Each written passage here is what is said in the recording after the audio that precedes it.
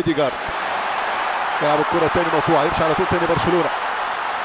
الزلزولي عدى الزلزولي والعرضية حلوة ولد جميلة. هدف أول للبرشا ممتاز.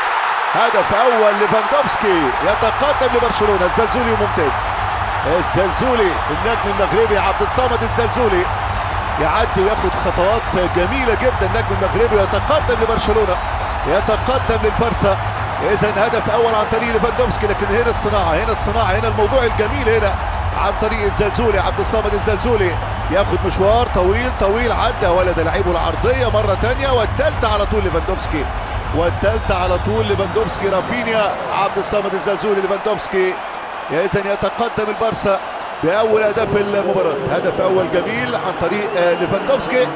هذه الانطلاقة الحلوة رافينيا، لكن في الأخير ليفاندوفسكي يسجل هدف جميل جدا لصالح نادي مشاهدينا الكرام وعشاق الساحرة المستديرة، أينما كنتم مرحبا بكم في فيديو جديد. إذا كنت أول مرة تشاهد فيديوهاتي على اليوتيوب فلا تنسى الاشتراك في القناة وتفعيل زر الجرس كي تتوصل بكل جديد. قناة مختصة في ملخصات وأهداف كرة القدم بفروق وطنية وكذا تحركات محترفين المغاربة. لا تبخل علينا بالضغط على زر لايك تشجيعا لنا. أتمنى أن يكون الفيديو قد نال إعجابكم، ونلتقي في فيديو جديد ودائما على قناة